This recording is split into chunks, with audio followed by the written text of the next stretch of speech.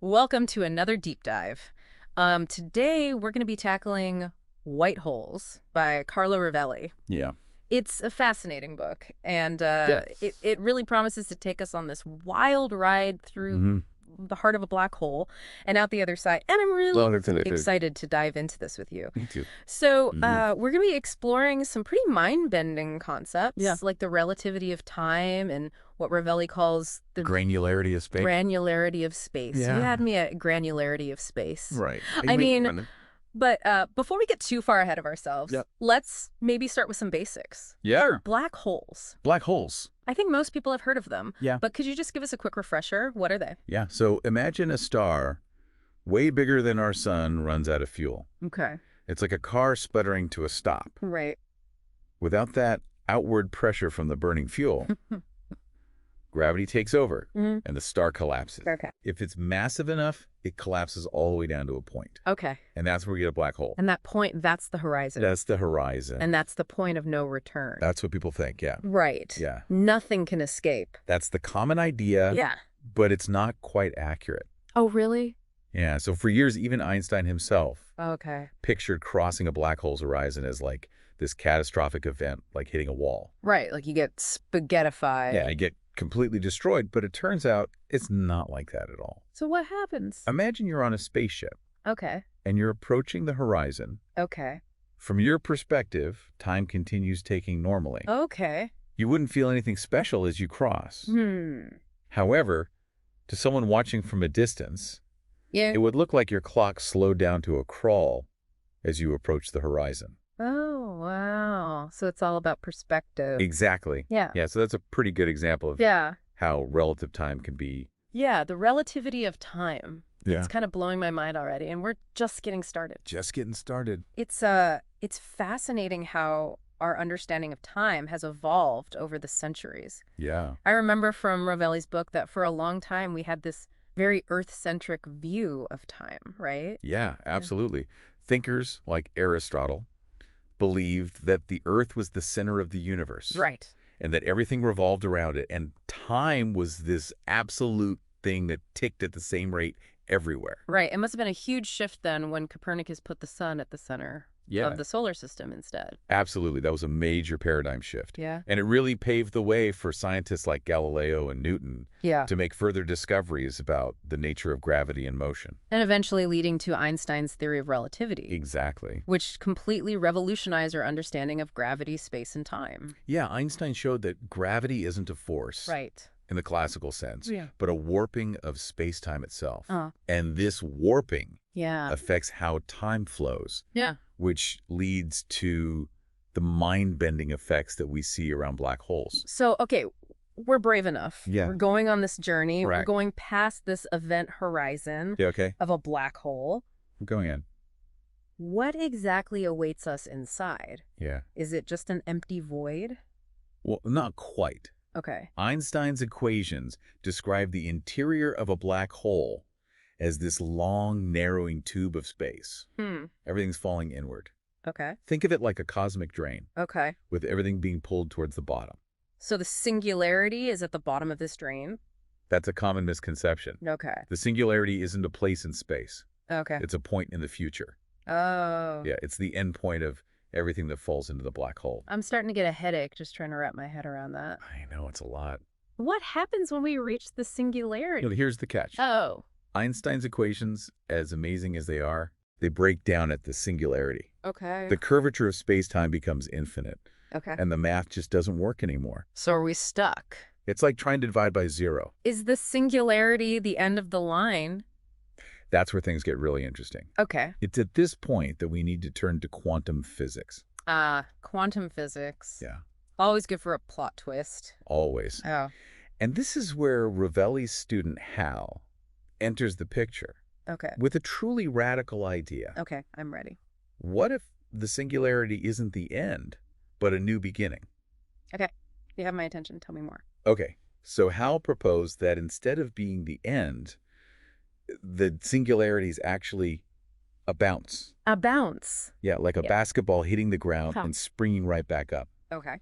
So it's this mind-bending concept. Yeah. Time reversing at the singularity, transforming the black hole into its mirror image. So a white hole. A white hole. Okay, so the opposite of a black hole. I get it. Everything So comes out, but nothing can go in. that's the idea. Okay. It might seem crazy. It does sound a little crazy. It does. But But there are these fascinating hints from quantum physics okay. that suggest this might actually be possible. Okay, so quantum physics crash course. Okay. Where do we begin? All right, so one key concept is the granularity of space. Okay, the granularity of space. So think about pixels on a computer screen. Okay. You can't have half a pixel. Right. There's a limit to how small you can go. Yeah, the image gets all blocky if you try to zoom in too far. Exactly. And in a similar way, Yeah. loop quantum gravity, one of the leading theories of quantum gravity, Okay. suggests that space itself has a smallest possible size. Yeah. A sort of fundamental pixel. Mm. It can't be divided infinitely. So even at the singularity of a black hole where gravity is supposedly infinite, Yeah. space itself can't be squeezed any smaller. Exactly. It's like space itself is pushing back against the crushing force of gravity. Okay. And this quantum pressure, as it's called, could be what causes the bounce, preventing the black hole from collapsing completely and leading to the formation of a white hole. Okay, I'm starting to see how this could work. Yeah. But isn't there another strange quantum phenomenon at play here? Yes. Something about particles tunneling? You're right. The tunnel effect is another piece of this mind-boggling puzzle. Okay. Okay, so imagine you're throwing a tennis ball at a wall. Okay. In the classical world, if you don't throw it hard enough, it'll just bounce back. Right. But in the quantum world, Yeah. there's a chance that the ball could just pass right through the wall, Wait, what? even if it doesn't have enough energy. That sounds like something straight out of a sci-fi movie. It does, doesn't it? Yeah. But that's the weird and wonderful world of quantum mechanics. Okay. Particles can tunnel through barriers that seem impossible to cross, according to our everyday understanding of physics. So you're saying that this tunneling could be happening with black holes too? Exactly. Yeah. Howell suggested that the intense gravity and quantum effects at the singularity could create the conditions for the entire black hole space-time Okay. to tunnel to a new region, essentially bypassing the singularity altogether. So it's not that the black hole goes through the singularity, Right. it kind of sidesteps it. That's a great way to put it. Okay. It's like finding a secret passageway that leads you around this seemingly impassable barrier. Okay. And this idea is supported by the mathematics of loop quantum gravity. Wow. Rovelli and Howell even published a paper outlining this scenario back in 2014. It's incredible to think that such extreme environments I know. could lead to these kinds of quantum effects. Yep. So if this is actually happening, Yeah. if black holes are transforming into white holes, Right. what would that look like? Okay, so picture it as a three-step process. Okay. First, there's a transition from the black hole geometry to the white hole geometry, kind of like flipping a coin from heads to tails. Okay. Then the collapsed star at the heart of the black hole rebounds, a bit like a mini Big Bang. And finally, the horizon itself undergoes this quantum leap, Okay. going from a region of no escape Right. to a region where everything can only exit. So it sounds like the black hole is turning itself inside out, Yeah. becoming this white hole that spews out all the stuff that fell into it. That's a good way to visualize it. Yeah. But here's where things get even more mind-bending. Oh, no. Even though black holes and white holes are fundamentally different on the inside, Yeah. from the outside, they'd be almost impossible to tell apart. Wait, what? Yeah. How can that be? If one is an entrance only and the other is an exit only, Right. shouldn't they look different from the outside? It all comes down to that warping of time we were talking about earlier. Remember how time slows down near a black hole? Right. Well, the same thing happens near a white hole, just in reverse. So while things would be flying out of a white hole at incredible speeds, Yeah. from our perspective, it would look like they're stuck frozen in time near the horizon. Exactly. Oh, It's like trying to watch a movie and fast forward. The images would just blur together. right. So even though we might be seeing matter and energy spewing out from a white hole, Yeah. it'd be happening at such a sped up rate that we wouldn't be able to perceive it. Okay. I can kind of see how the time distortion Yeah. could mask the difference. Right. But what about Hawking radiation? Yeah. Didn't Stephen Hawking show that black holes actually evaporate over time? Yeah. Wouldn't that make them disappear before they could even turn into white holes? That's a brilliant question. Okay. And it leads us to one of the biggest mysteries in modern physics. Oh. The black hole information paradox. Ooh, a paradox. A paradox. I love a good paradox. Lay it on me. Okay, so the paradox comes from this idea that information can fall into a black hole. Okay. But according to Hawking's calculation, Right? black holes eventually evaporate completely, Okay. leaving nothing behind. So where does the information go? Does Yeah. it just disappear? That's the problem. That doesn't sound right. You're right, it doesn't sound right because it violates a fundamental principle of physics. Okay. This idea that information can never be truly destroyed, only transformed. So is that where white holes come in? Maybe. Could they be the key to solving this paradox? That's exactly what Rovelli proposes. Okay. He suggests that the information doesn't disappear. Okay. It's trapped inside the black hole, waiting for the transformation into a white hole. Okay. Then as the white hole slowly dissipates, Yeah. it releases the information back into the universe, Yeah. along with all the matter and energy it contains. So the black hole isn't really destroying information. Uh-huh. It's more like putting it in a time capsule. That's a great analogy. Okay. It's like a cosmic recycling program.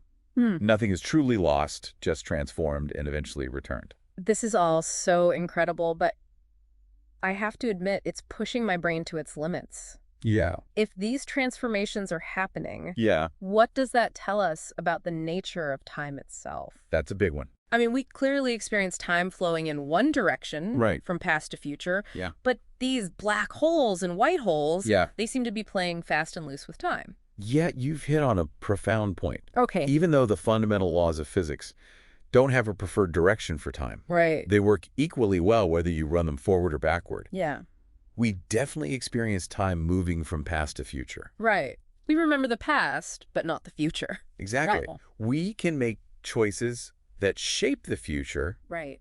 but we can't change the past. Right. So how do we reconcile this apparent arrow of time Yeah. with the time-symmetric nature of physics? Yeah, that's a real head scratcher. It is. It feels like our everyday experience of time Yeah. clashes with what the laws of physics are telling us. Exactly. And Rovelli offers this fascinating perspective on this. Okay. He uses the analogy of a mountain village. Oh, a mountain village. If you're in the village, uphill and downhill have very clear meanings, even though north, south, east, and west are all equally valid directions. Right. It's just that the terrain around you Right. defines what up and down mean in that specific context. So you're saying our perception of past and future is kind of like that. Yeah. It's not an inherent property of time itself, Right. but a consequence of the specific conditions of the universe we live in. That's the idea.